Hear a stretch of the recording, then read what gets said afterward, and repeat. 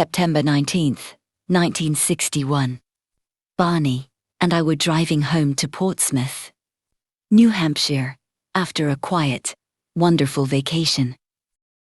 It was late, well past midnight, and the roads were mostly empty. We were driving down Route 3 when I noticed a bright star in the sky that seemed to be moving in a strange way. It was dipping, rising, and moving erratically from side to side. I pointed it out to Barney. "Look at that star," I said. "It's moving." At first, Barney thought it was a falling star or a satellite. But as we drove further south, the object got closer. It grew larger and brighter, shifting from a twinkling light to a distinct craft with a glowing row of windows. Barney pulled the car over so we could get a better look through our binoculars. My heart was pounding, a mix of awe and dread. I handed the binoculars to Barney. When he looked, he froze. He lowered the glasses, turned to me, and said, "They're going to capture us." He threw the car back into gear and drove like a madman, trying to outrun whatever was following us. Then we heard a strange, rhythmic series of beeping sounds. A strange drowsiness washed over both of us. Our minds grew foggy and dreamlike.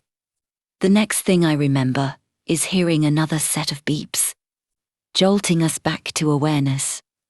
We were suddenly 35 miles further down the road, parked near Campton, New Hampshire. The car had stopped, dawn was breaking, and we both had a sense that hours of our lives had vanished.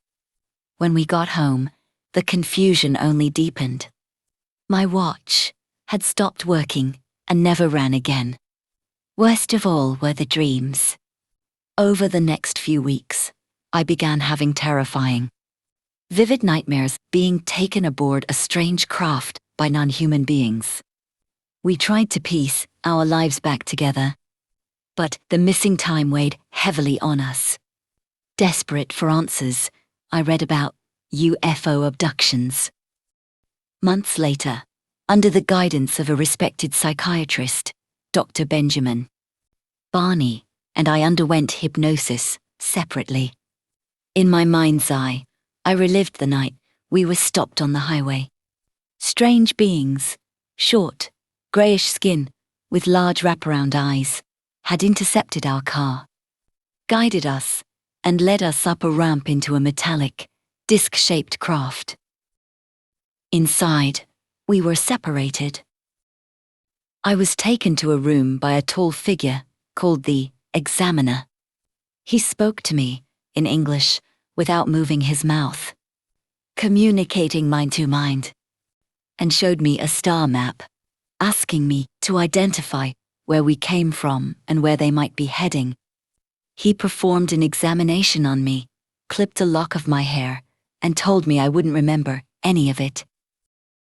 When the hypnosis ended, the truth was out in the open. People thought we were crazy, imaginative, or stressed. But I knew what we saw, and I knew what happened to us on that lonely New Hampshire road.